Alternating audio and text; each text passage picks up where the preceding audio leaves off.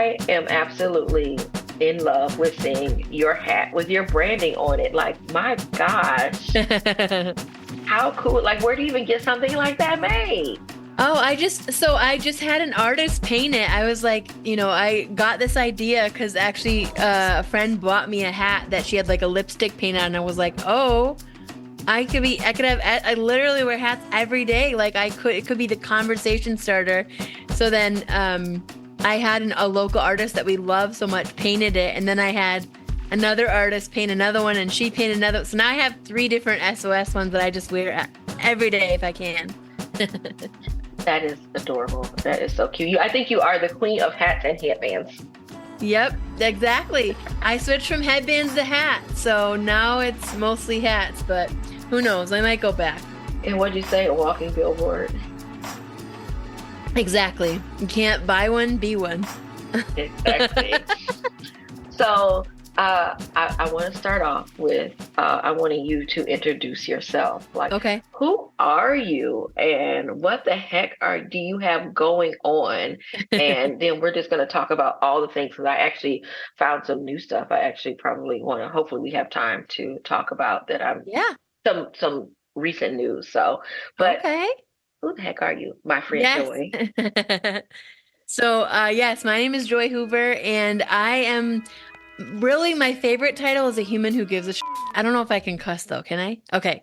Okay, perfect. So I'll say that again. So yeah, my name is Joy Hoover, and my number one title is really just human who gives a shit.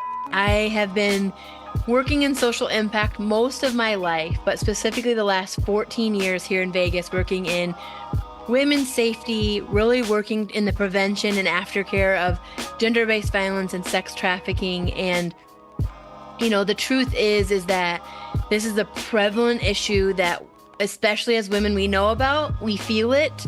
It's something that we think about all the time, and yet there's not a lot of innovative solutions to fight it. And so here we are in 2024, 1 in 3 women experience violence, and the numbers are not decreasing, they're actually increasing by about 2.9% year over year. And that's not okay. So let's talk about how this all came to be for you, because yes, there is a multitude of violence that women are susceptible to at any particular time, but you have a history of being involved in just not just sexual violence or domestic violence, but issues, but also sex work and all of that. Where does that come from? Where did that interest in this piece of work come from? Yeah, I mean, I think I've always cared about women specifically. I mean, I'm one of 4 daughters, and I experienced some violence growing up, sexual violence, and I didn't really calculate it to that. We moved to Vegas really to create safe spaces and to create actual resources and help. And I think that comes from kind of this internal belief that everyone's story matters and that we all deserve to have adequate support and resources. And so the work that we stepped into, we didn't know a lot about it, but what we knew was there was a huge segment of our community who was underserved and undersupported. And when we even started hearing more about sex trafficking, what is that? This wasn't new, but it was newly talked about, because these are hard conversations to have. Most people don't even want to say sex or talk about that, let alone talk about the implications or the stigma around it and the violence that goes with it at times. And so I use this quote by William Wilberforce, which is, once you know, you can walk away, but you can never again say that you did not know. And I think for me, that's really powerful, right?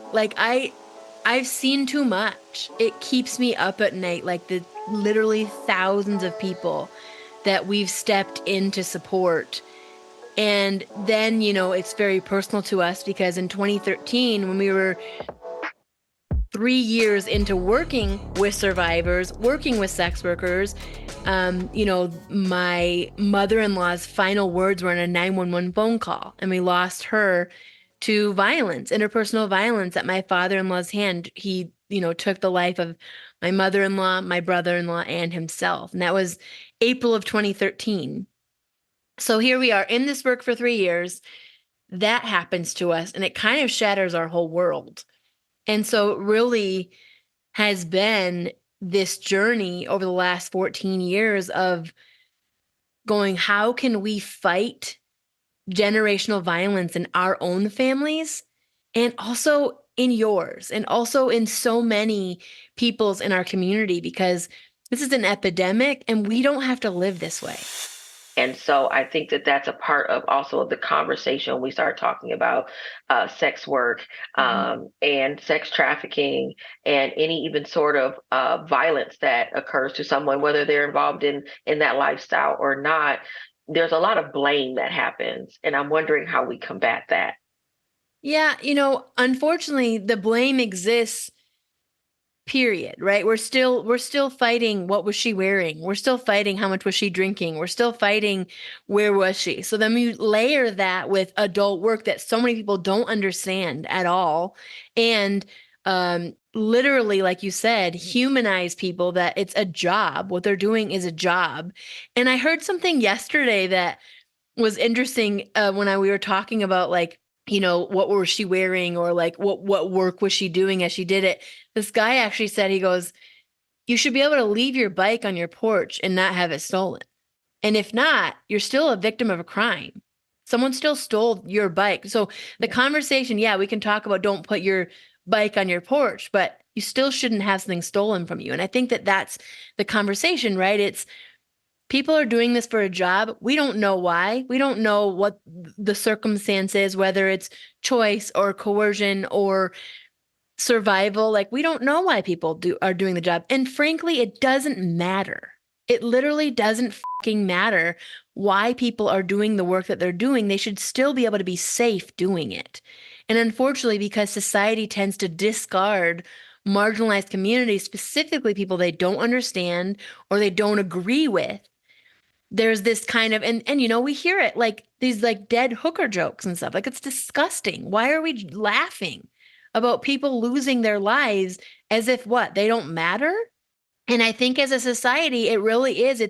It's humanizing people. It's going, it doesn't matter what people are wearing or what they do as a career or where they are. We should be able to have safety, consent, and agency over our decisions, period. And how do we, as individuals, have, I don't know, self-control, if that's what people need? Like, it's like crazy, right? It's like, what are we doing? Yeah, because is that self-control, or is that a matter of power, or trying to dominate, someone? Because when we talk about rape, is, I think a lot of folks get very confused with the idea that rape has anything to do with sex, or it has anything to do with how someone looks. And I have seen over, the course of my lifetime, comments online of, if someone accuses someone of rape, and they're like, oh, why would they do that when they, they could get any woman that they want, or, they had a beautiful wife, why would they rape somebody? Why would they do this? I don't know that has anything to do with anything. And I'm wondering how we change that narrative to understand that this isn't about, oh, someone's handsome, so they can't rape somebody. Right. Yeah. Well, I think obviously misogyny and patriarchy play a huge role in that.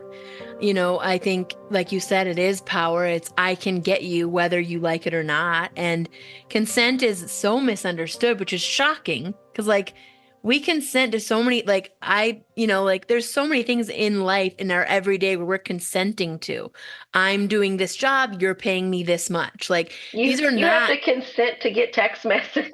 Literally, yes. Like, it's not that And if you hard. don't consent, then you're not supposed to be sending me text messages. Exactly. Yes. Yeah.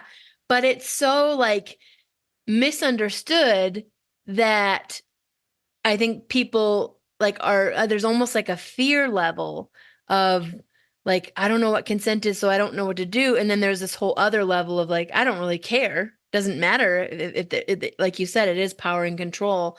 And I think that definitely stems from like the lack of human decency, whether it is for women or whether it is for other populations, right? Of like, you're lower than me, so I can behave this way. You owe me. And right, we hear these stories of like, I bought you dinner, so now like I expect to, go home with you, or these other things. And I think it truly is, I think, is it about, like you said, is it about like having a need met? I think there's an element of that.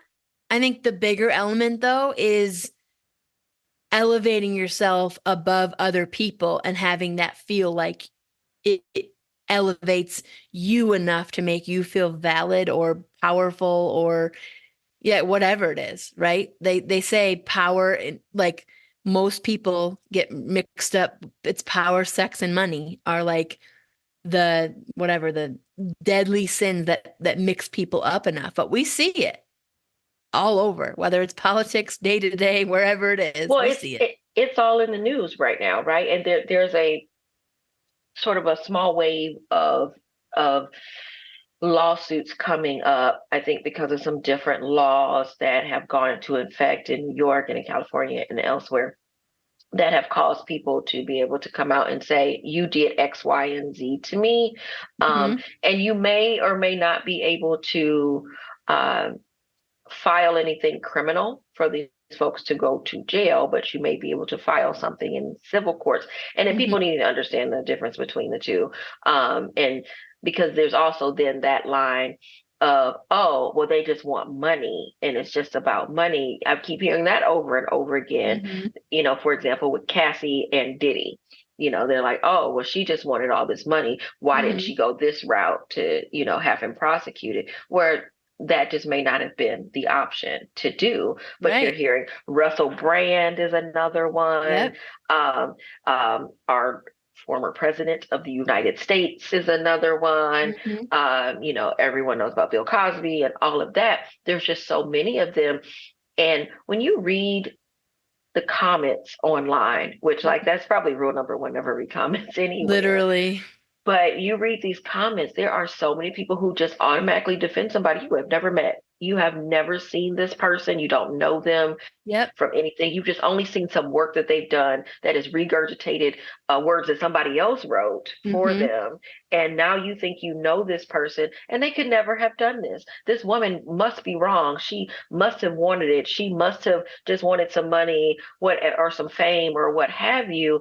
And I think that causes a lot of folks not to ever say anything about what has Absolutely. happened to him or to them.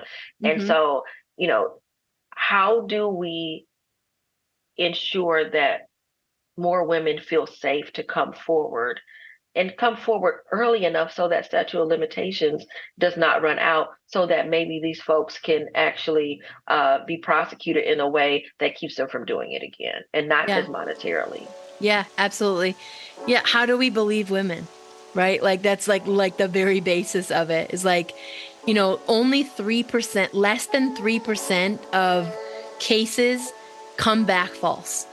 And only 20% of even people that experience sexual or domestic violence even report.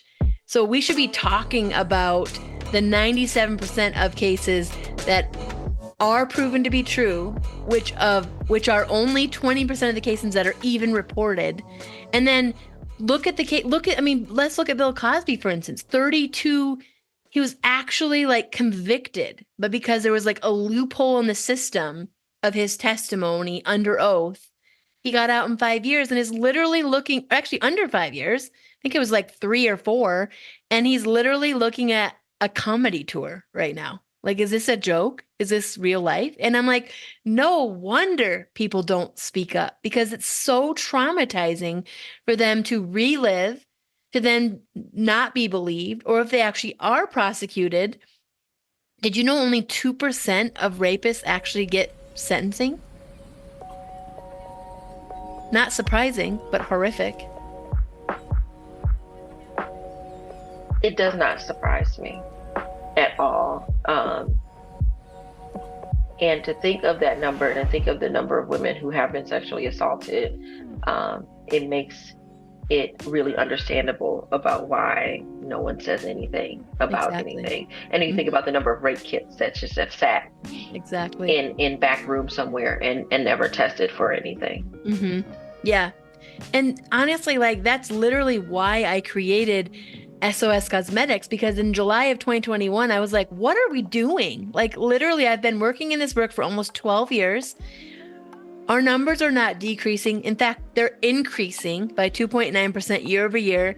We have no tools in anyone's hands to prevent this from happening, and yet it's a very solvable issue. We just need to get adequate support and resources for someone if and when it happens. And we'd love to be able to say, like, just don't rape. Like, that would be great to be able to, like, how do we solve the issues of sexual and domestic violence? Don't beat and don't rape. That would be great. Unfortunately, we're so far from that. It's not even funny. So now, in my opinion, the conversation is, how do we put tools in people's hands, specifically the most at risk, which is women, as we're 1 in 3 to experience it? And how do we start recording what's going on, testing your drinks? How do we start having, like, so many, it's like, oh, we text our friend when we get somewhere. Like, we have these, like, measures that we do, but how could we put that in everyone's hands so they can contact emergency services, so they can get someone to their location, so they can get help quickly, so that they're not living in pain for the rest of their life? Did you know 78 women on average per day take their own life post-abuse? 78 women per day. And that's across the United States. Yeah, and this is a literal epidemic. The stats are staggering, and yet, what are we doing about it? So then, let's talk about that a little bit. I think I want to go back. When did you move to Las Vegas? In 2010. 2010. 14 years ago. Look at your Vegaversary. So, what made you move to Las Vegas in the first place? Did it have anything to do with this work? And is it because Nevada is the only space where, prostitution is legal? Was that a part of the plan when you got here? Yeah, absolutely. We really moved here for this work. And we started working with a few different agencies when we first came. And then we realized our values really didn't align. There was, like, religious and political affiliations that we didn't really agree with, and there wasn't really adequate resources. And that was really what we saw. And what I truly believe is, like, we have to provide wraparound resources, and we have to believe people. Like, that, those are the two bases, in my opinion, of being a true human who gives a shit and being someone who really wants to create collective healing and collective liberation, right? So I think that was kind of the initial thing. And I was 23 years old. I had no idea what I was doing, literally no idea. But in a way, I think sometimes that's good, because I see your daughters, they're, like, out there just kicking ass and taking names. Like, we can solve any issue, right? And you kind of, like, you're not fully jaded to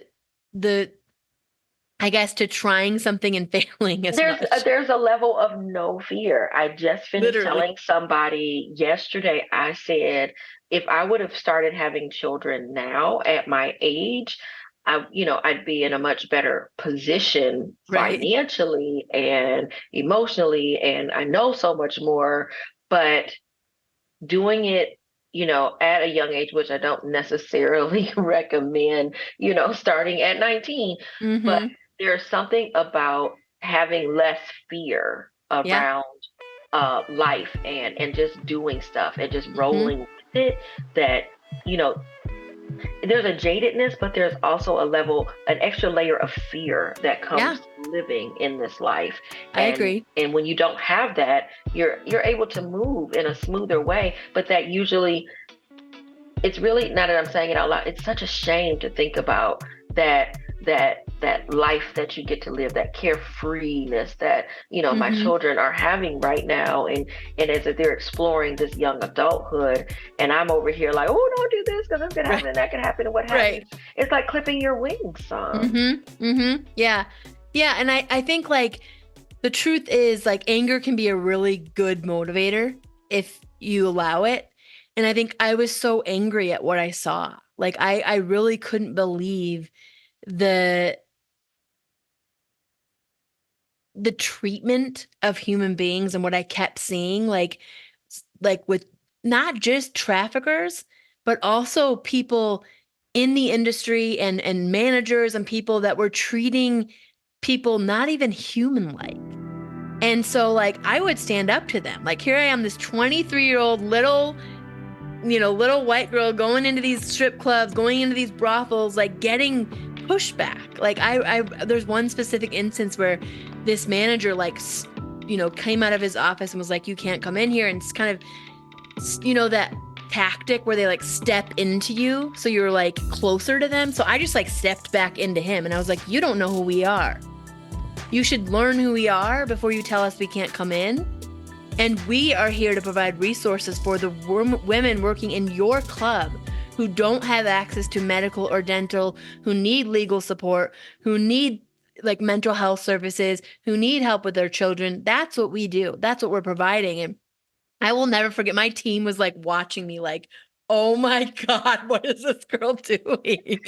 They're about to have And a showdown. Joy's about to kick some yeah, butt. I didn't care. I didn't care about the consequences because all I could see was red because I was so angry at people who were literally dying because of basic physical illnesses or they would have an issue like a yeast infection or some sort of like infection and then it would go into septic shock and die.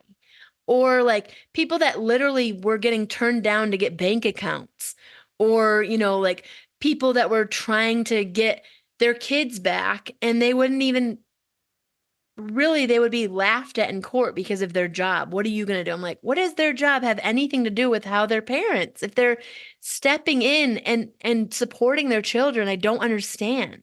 And I've also heard that there have been some discrimination with sex workers who may look to have a different career path, but there are certain health cards, I guess, that they have to carry, and so Yep. that information is in the system, and then they are not being able to be hired to do something else because then they are a known sex worker. That's exactly it. Yep. I had no idea, but I learned that from another client who actually she had her degree in child um like development, child psychology. She wanted to be like work in the school system with children with disabilities and she got her degree. She was like looking at jobs. She was actually working on the back end of an adult site, like just in the not being shot on camera.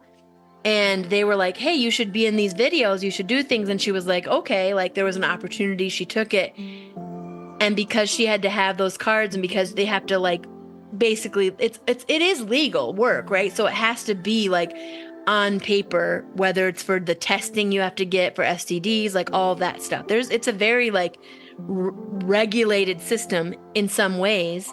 And she like, I'll never forget her eyes. She like started welling up in tears and she's like, I can never do what I always dreamed of doing.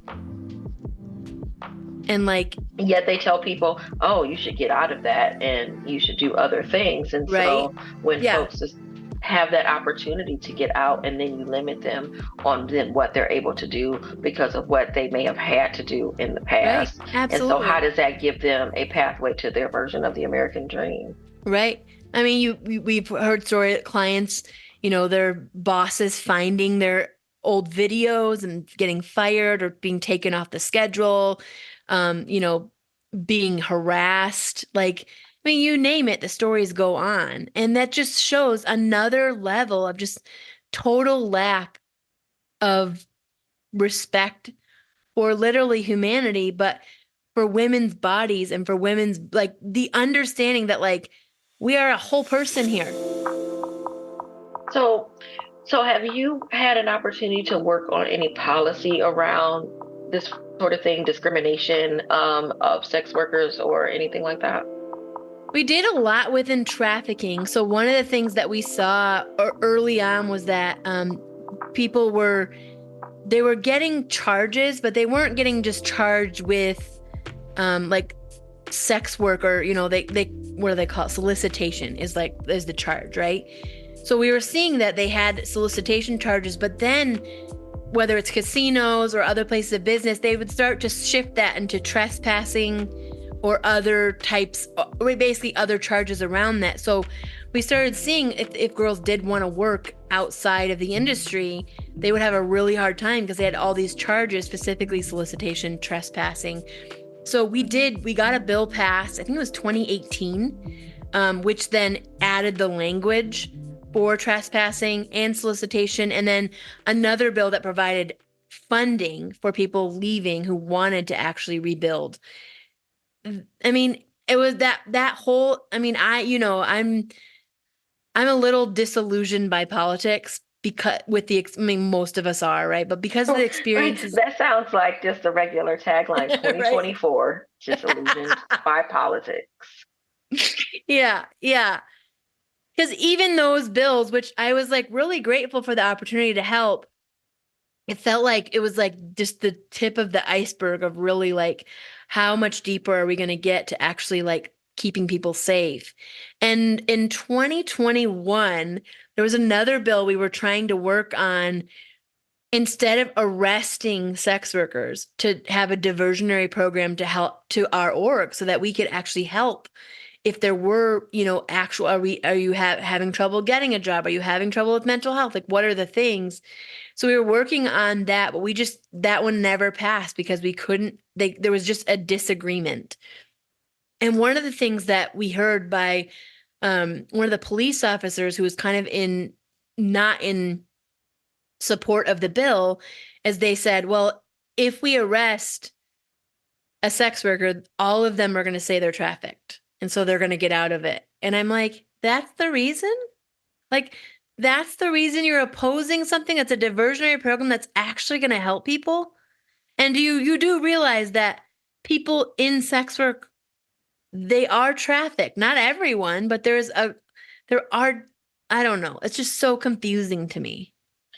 And I think, and I'm always advocating for people to dive deeper into politics, right? Yeah. And dive deeper into the policy part of it, testify, watch the hearings, all of that. And I think it's really important that people do, because it's conversations and comments like that you hear that sound so unbelievable. I believe it. I wasn't there, and I believe it because I have heard similar things about other issues where, it could have been paid sick days, and like, well, we can't give them paid sick days. Why? Because they may use them all.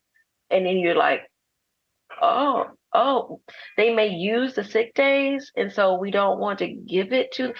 And so it makes no sense at all, the argument sometimes. And they're so worried about one person lying that so now nobody gets to have anything. Right. Instead of thinking about, let's not worry about the few outliers of people who lie about it, because there's always going to be somebody who lies about something. But in the meantime, how are we protecting the community and doing for the greater good? Right.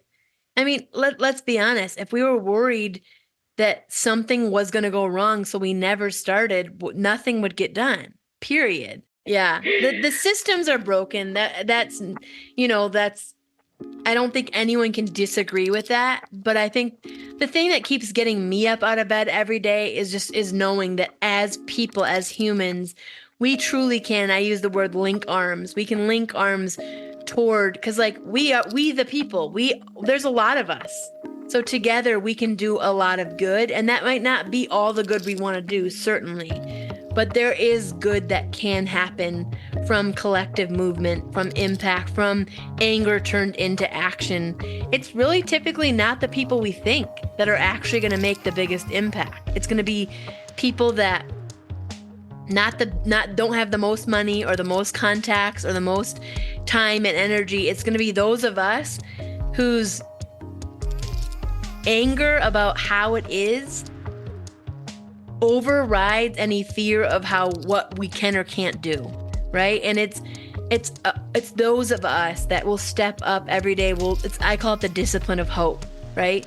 Because we have to believe like that good can happen, but we have to have hope, because otherwise it feels really hopeless in this fight to change the world for the better.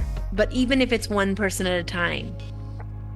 Do you have a dream policy or advocacy? If you could see something come into law, is there something that you think that would be worth you digging your heels down into and then listening to some dumb commentary on the side? I think, I appreciate, actually, it was yesterday at a training with Safeness, and the training was about strangulation. And there's a lot of conversation now about basically the precursors to homicide in violence.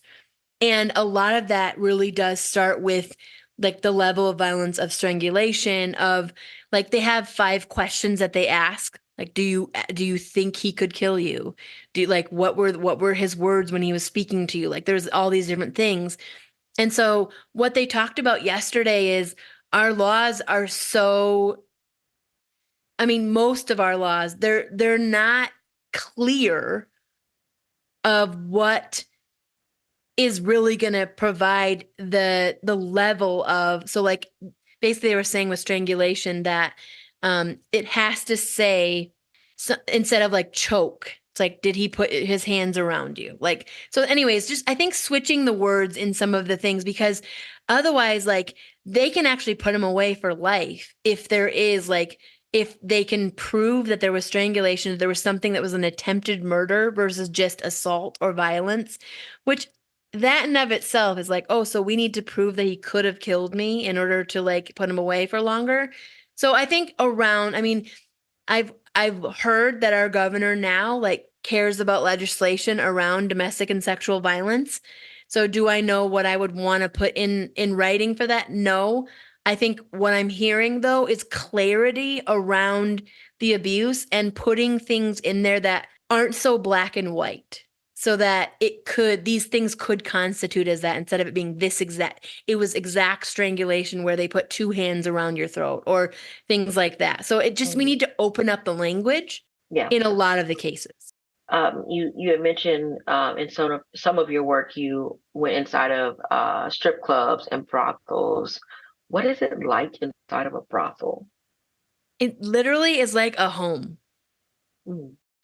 Because that's literally, it's like a home. A lot of them have their own rooms, and then they actually do depending on the brothel, right? Because I haven't been in all of them, but the ones that we've been in, there's like a bar area and like a kind of a living room area, and then when folks come in for services, they all line up, and then they get picked, like, oh, you look interesting, and then if they get chosen, they go back to their room, and then they call it a party, so they have like a party in their room. So it really does look like a house. And it's all women, so it is like it's just like they're all getting, when we go in, we do hair and makeup, we'd bring like a massage chair, we'd bring cupcakes and, food, and like just spend time caring for and humanizing people and getting to know them and learning about them. And those moments were really formative for me, because yeah, it is. I think when you don't know about something, you think, oh my God, brothels, what is this? It's just regular people going to work, but they're going to work for a week at a time, and they have rooms, and they have people that come in and choose their services, and they work around that. That's so interesting. Thank you for that. Like it was piquing my curiosity. Yeah. So you mentioned my children, and and I've talked to Skylar actually on this podcast, and I may actually talk to the others as well at some point. But one of the things that, as they are getting older and having their own spaces, their own apartments, 2 of them have their own apartments, and which I think is absolutely amazing, because I didn't my matriculation into adulthood was very different. As I said, I Mm-hmm. had my oldest when I was 19. And so I never lived alone. And so I'm excited for them with that, Mm-hmm. but it also scares Sure. me immensely. And I know that you have daughters, but they are still safely inside of your home. And so, Yes. but one of the things is that, Skylar being in another country and Shay being just in another part of the state, I don't know what your day to day is like. I don't know what's happening. I don't know who you're meeting. I don't know all your friends anymore, and all of that, and where you end up, and you stay out as late as you feel like it, all of Mm-hmm. those things. It can be very, very scary. And then I have taught them too, you know, we have our app trackers where we can follow each other's locations. Mm-hmm. We are good about saying, "Hey, I'm going here," or "I'm going here," and I have these friends, and if I'm going on a date or something. And I've told them, if you don't want to tell me who you're going out on a date with, even though I want to know, and I know why you Mm-hmm. can't tell me all your business, but if you decide not to, tell one of your siblings, tell Mm-hmm. somebody and that you trust and who also has my information, so that I can know if something happens to you, I need to have somewhere to start. I need a Right. baseline. But also I've explained to them, now that you're getting to the age of drinking and all of that, I want you to be safe. So we've had all of these conversations over and over and over again. And Skylar, her first year being in Italy, she had went to a bar, and you can drink at 18 in Italy. And Okay. so they went to a bar, and she was with a bunch of friends, and there was another girl there that she sort of knew from school, but she didn't really know her, and she wasn't hanging out with her, who had gotten way too drunk. And she was just sort of passed out over in the corner. And Skylar got really concerned, and she's like, "I don't understand what's happening. We're your friends. Who are you here with? I don't know what's going on." And she was trying to help her, and she didn't know where she lived. And Mm-hmm. somebody's like, "Oh, well, just put her in a cab, and here's her wow, you can see what her address is or something, and just put her in a cab." And she's like, "I'm not doing that." And so she was really affected by that. Later, when she told me about it, I think she ended up bringing her back to her apartment. I think that's what she did. But she was like, there were so many people who didn't care, Yeah. who thought it was okay just to leave her where she was. Mm-hmm. And that's not okay. And I said, yeah, that's how, one, you know who your friends are and who Yep. you can hang around and drink around, but also you don't know what could happen to you, because then there's always something where, or not always, but there have been reports where people have said that people have been taken advantage of and been passed out, had no idea what had happened at all. And so these are the kind of things that always make me anxious as a mother. Mm-hmm. And so, when you told me that you were coming out with a lipstick line, and that was, that not only was going to be pretty to make our lips cute for going out, but also there was a safety mechanism attached to it. I'm just like, well, one, dang, I got some pretty dope neighbors. And I will have to say that I know Joy because we were neighbors and we lived on the same That's street. right. And did not know that we were neighbors when we met somewhere else on the Right. other side of town. And we're like, hey, I live here. I live here. Yeah. I live on this street too. Wait, and I was like, how, what? Oh, you live across the street from me? How cool is Right? that? Literally, few houses down. I know. And so I want to find out, like, tell me about this dream of yours. Like, how do you go from, all of this work you've been doing to, like, not only that, but now I'm going to make a cosmetic line. How does somebody make a cosmetic line? Oh my gosh.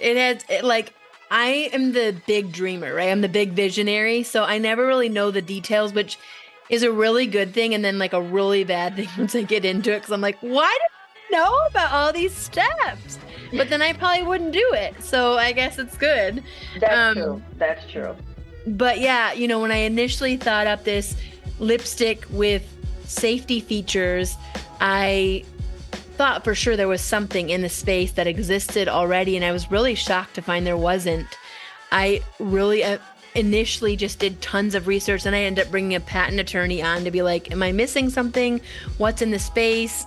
And it was really like kind of shocking to find there was nothing in cosmetics with safety features. So that's literally our patent, by the way, on our lipstick, which is really exciting. Um, But I knew I was going to have to find engineers and scientists because that's not my background. And so I literally, how I really got started was we had like 100 people come to our backyard. This was, I think you had moved already. And basically we launched the concept like, hey, we're thinking of doing this. Everyone signed NDAs. It was like very hush hush in the beginning.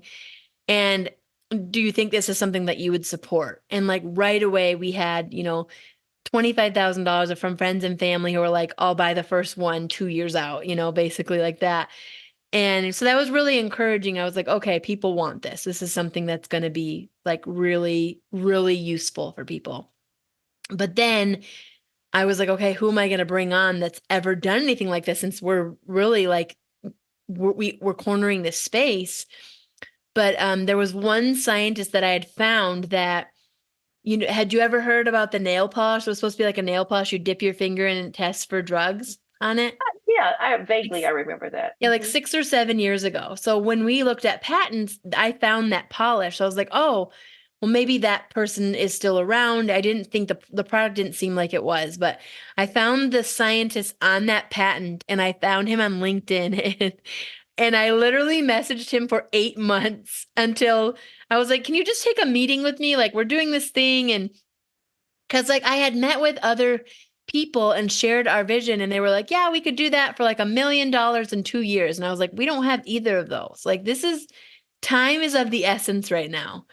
And so, yeah, I ended up being able to bring on that scientist and the head engineer from that company. And then we developed, and I basically just had a drawing from like a friend's son in like an engineering school. And I was like, here's what I think. Like, I think we should interchange the lipstick because, everyone always wants the specific color they want on them. I think we should have tech in the bottom. I think we should have test strips. I don't really know how any of that looks. And so, yeah, for like basically from of October 28th, 2021 to October of 28th, 2022, I built a team and funding. We had like actually a whole group of women investors who were very small angel investors who were like, we want to make sure this happens. And a lot were survivors, and they were just a lot of amazing women in our community who were like, we want to invest in this.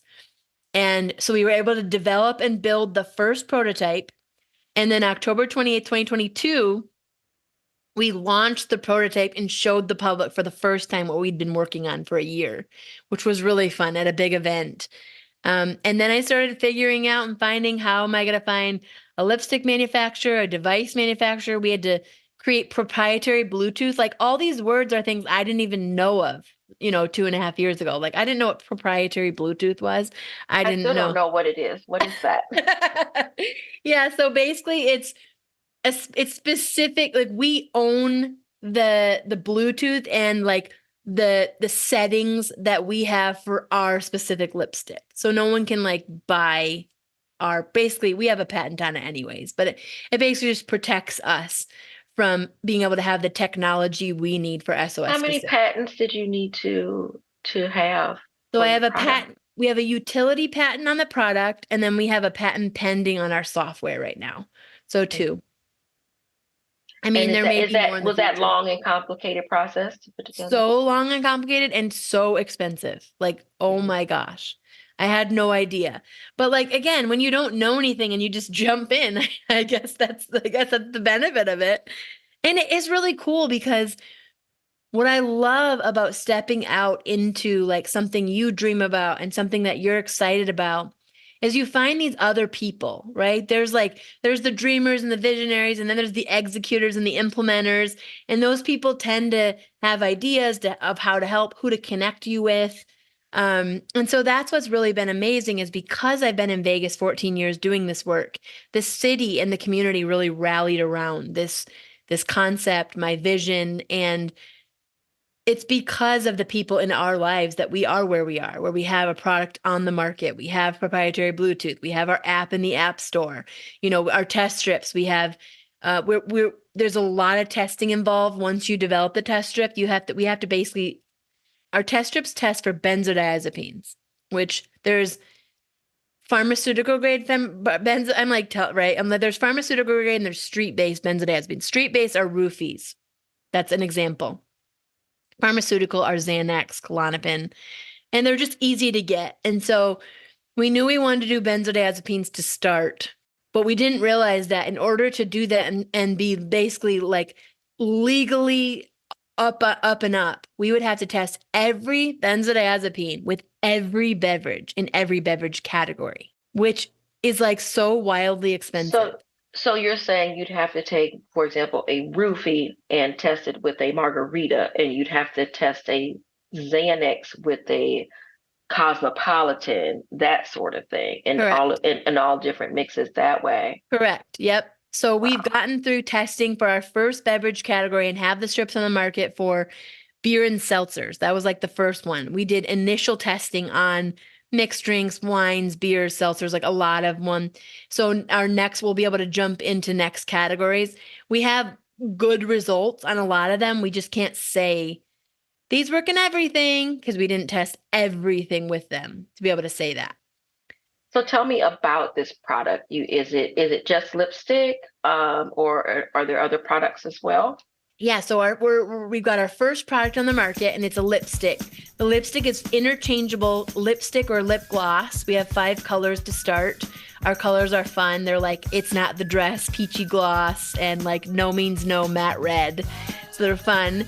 And then the device itself, you can buy the device separately. So literally, it looks like kind of like a lipstick, right? Like you just open it up. You can open it, put on your lip color.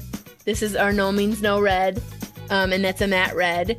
But then in the bottom is the panic button, and it's Bluetooth connected. So there's a Bluetooth in there. And basically, you can customize it with your safety app to push it once, twice, or 3 times to do different things. So I usually tell people it's like green light, yellow light, red light. Like green light is send your location to someone maybe when you arrive and like a customized text message. Maybe you start feeling uncomfortable and like, like you were saying, or you see someone passed out or whatever, you're going to like, oh, I'm going to test my drink. I'm going to check out what's going on, but I'm also going to push it twice so someone knows someone's on their way to help if needed. So when you Uh-huh. push the button twice, what happens? Does it call 911, or what does it do? Whatever you customize it to do. So basically in the app, you can set it up to do different things and different pushes.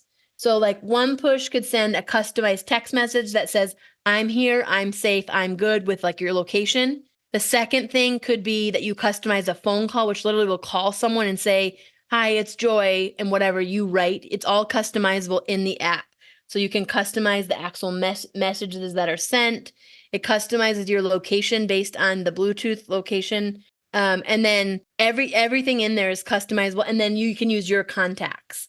So you can either have it push a button and it can send your contact a message or your location, or we have emergency services, which is a 24/7 agent. We have a partner called Noonlight. They have partnerships with the 662 response centers across the US. So basically what that means is if you push the button and you call emergency services, they see you in emergency. So they'll text you right away. Be like, hey, I see you have an SOS. What's going on? And you can just say like, oh I'm feeling unsafe. Something's going on. Like can you stay on the phone with me? Or if it's like an emergency, they can priority dispatch police to your location, fire, ambulance, whatever you need. But quicker than calling the police by pushing a button on your lipstick, you can get access. And it puts you at the top of the list because, there's literally like a delay. There's like people will put you on hold if you call 911. And that was our concern is like, we have someone in an emergency situation, they need help immediately. They can't be put on hold. That's like a matter of life or death. So that's why we built this partnership. So literally they could just be on their way. And I've had it before. Like Vivian, my 10-year-old carries it to school. We were setting hers up and she was like, showing her all the features. And I was showing her, she pushed it for emergency services and they asked you set up a PIN number. So they asked for a PIN number and she forgot in the fight or flight moment, she forgot her PIN number. And so they were like, we priority dispatch 911 to your location. And I'm like, no, we're good. Like we just need the PIN number. So then she remembered it anyways. But I was like, I don't care if they come here. Like, I don't care if the police accidentally come to your location. If you feel unsafe, push the button. Because like you can never be too safe, unfortunately. That is very true. And so where can people get it and how much does it cost? Yeah. Oh, I forgot to mention there's roofie test strips in the lipstick too. It goes right in the base so that you pull them out, test your drink. So there's just like And little strips and you uh-huh. put it in your drink. Yep. And then how long does it take to for the test strip to work? Legally 3 to 5 minutes. It shows pretty quickly though. 2 lines means it's safe. 1 line, and the way it works is lateral flow technology, like a pregnancy test, like a COVID test. It basically removes a line if it detects the drug. So yeah, so you can buy it on TikTok. We're on TikTok Shop. That's where all our pals are. And in our website, it's Esōes Cosmetics, but it's covert spelling, so it's ESOES Cosmetics.com. You can buy a starter kit for $65, and it's the device itself, 1 color of lipstick, because the lipstick just pulls out and you can switch out the colors. So it comes with the starter pack is 1 color, the device with the panic button with access to our app. We have a basic level app and a VIP app, and then 2 test strips. And then you can get additional colors for $15, and the test strips are 3 each, or we have different packages for larger amounts. So we tried to make it really reasonable. You know, you can get our lipstick for less than a lot of the designer lipsticks that exist because we really want it to be accessible for as many people as possible. And so how long has it been available? We started shipping product in August, so it's just been a few months. Mm-hmm. And how have sales been? We have shipped to 45 states already. Wow, Yeah. that's exciting. It's been so amazing to see people's response. And we've had some manufacturing woes, as anyone does. But the first product that we had, we got feedback, iterated to the second product with a different panic button. We got more feedback, and now we're on the third one. So it was so cool because when I would call our customers, or I was like, if anyone wants to like help with setup or anything, like I literally was like, here's my number, call me, like, in the beginning, especially. And I would have these people, they're like, I'm from Alaska. I'm from Minnesota. I'm like, what? How'd you hear about us? They're like, TikTok. I was like, okay, girl, I love this. Are you So hoping to be in retail stores, or do you want to stick to just your website and online? we'd love to be in retail stores. We also could do partnerships with the other lipstick companies, or makeup companies, where we could do like your favorite lipstick, say MAC makeup, MAC lipstick, or NARS in our device. So we can do like partnerships, wholesale partnerships, or even like a dual partnerships where it's like that way they can use our app, our device. So that's we would love to do that, but we definitely do want to be in stores. We want to have it be at as many people's fingertips as possible, because this is a true solution to fighting the epidemic of, drug facilitated sexual assault and violence.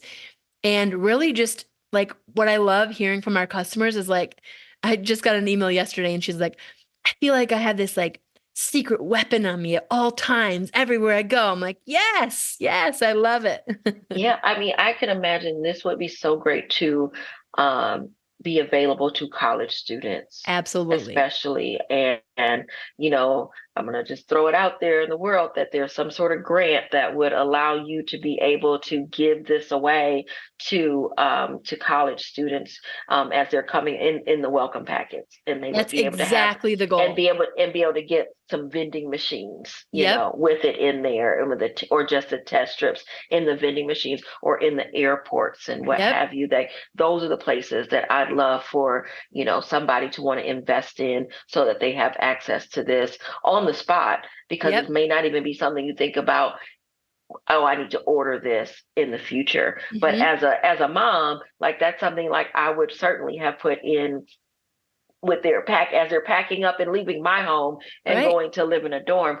Make sure you take this lipstick with you. Yep, exactly. Yes, how did you know? That's exactly our goal, is to partner with universities it should be part of a tuition pack. If you get books, you should have a safety. You can have test strips, and the lipstick if you're a lipstick wearer. If not, you can use our test strips. We're working on a chapstick for our non-lipstick wearers, but we don't have to live like this. And the other piece is exactly what you said. We're looking at like festivals, concerts, like, there's a lot of places where millions, hundreds of thousands of people congregate. There should be safety mechanisms in place at all those places. So I think like really excited about some partnerships we have coming up and seeing how we can get this out. Our goal is to get 30,000 units out this year. So we'll see if we can get that goal. We'll see if our manufacturer can keep up with us. And we'll see if we can get these partnerships in line. But, I'm not really big on like taking no for an answer. So. I mean, and I think that that's important, except for that no means no matte lipstick. But True. Consent, but yes. yes, exactly. This has been so enjoyable, and I am so grateful to have been your neighbor and to know you and to be around you for all of these big dreams that you have. And so I kind of want to close out asking you, how do you see your legacy? What do you want your legacy to be? You have done so much work around sex trafficking and interpersonal violence, and now here we are having this conversation going into the cosmetics land, tied to this work. But overall, like, what do you want Joy Hoover to be remembered as?